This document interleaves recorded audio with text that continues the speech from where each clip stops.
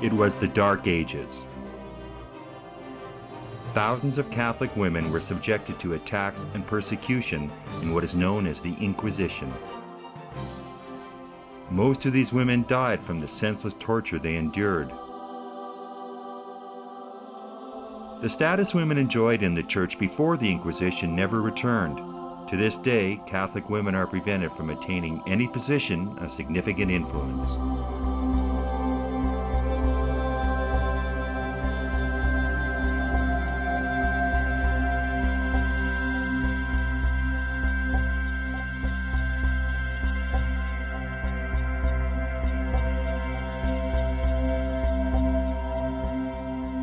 Back in the time of Jesus Christ, women held an inferior status relative to men.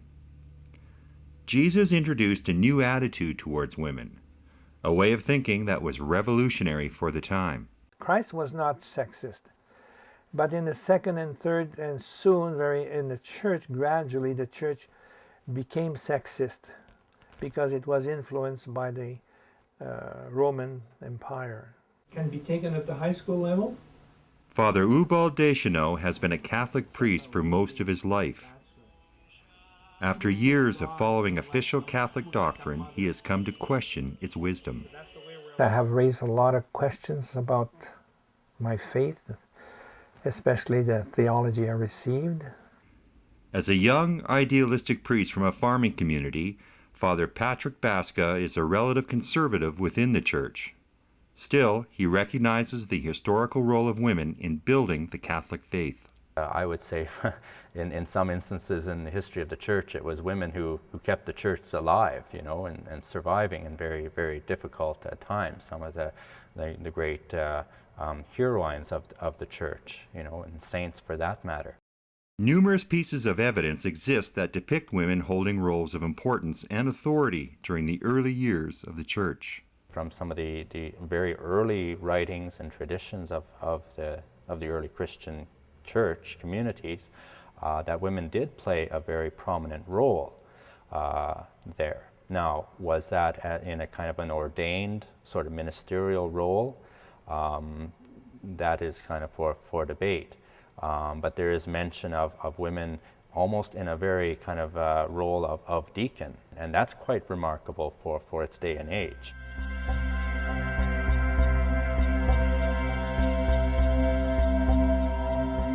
St. Paul speaks of very prominent women in his travels, in his work among the Christian communities that he founded, and names them. People who are for the ordination of women, we have to look into that very, very serious. The Vatican has declared that the role of women has already been decided beyond reproach.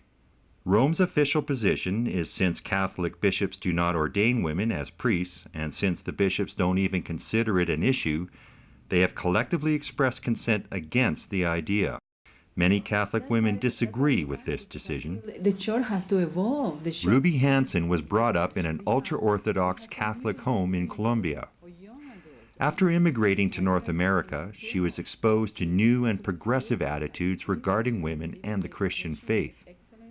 She has come to disagree with the notion that men have the understanding needed to deal with women's issues. The male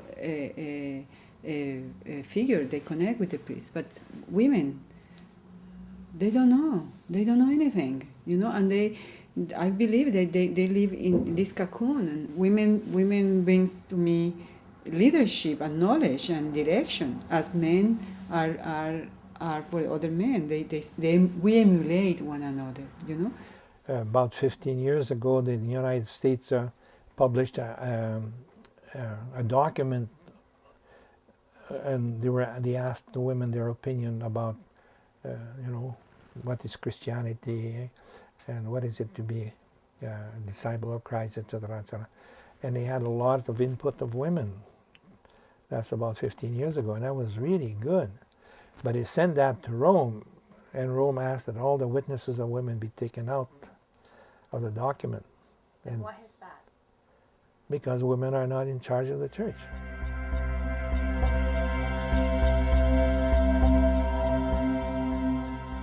Many theologians believe ordaining women is in accordance with the teachings of Christ. In fact, Christian churches around the world have been ordaining women as priests for years. It can form a basis for an argument for, that maybe a particular ministry or ordained ministry of preaching for women. And so if there could be an argument made, I agree that can be looked at. The Catholic Church said that if the Anglicans accept women as bishops, it would cut the relationship with the Catholic Church. There would be any way to continue the dialogue.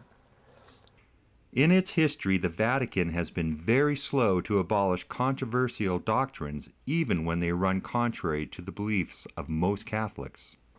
You see, we had a tradition quite spread of accepting slaves in the church, and Pope John Paul said it was sinful to have slaves.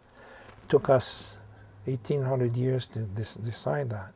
For most of the Church's history, the opposition to ordaining women has been fueled by centuries of prejudice. St. Jerome, women are the gates of hell.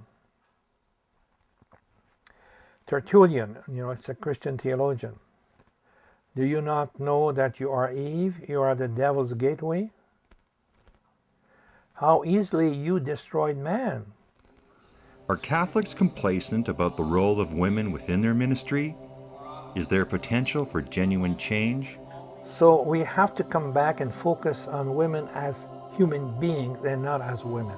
We cannot live in the Old Testament dark history, We are in the millennium. We are women who need leadership, good leadership. We're seeing where women are taking a significant place in the church community, and that needs to continue to foster that. And the relationship with women is going to be decided by the importance that women has in God's vision. I want to see them to evolve into a catering for the generation that we are living. To be allowed to be at the level of decision making and not just follow.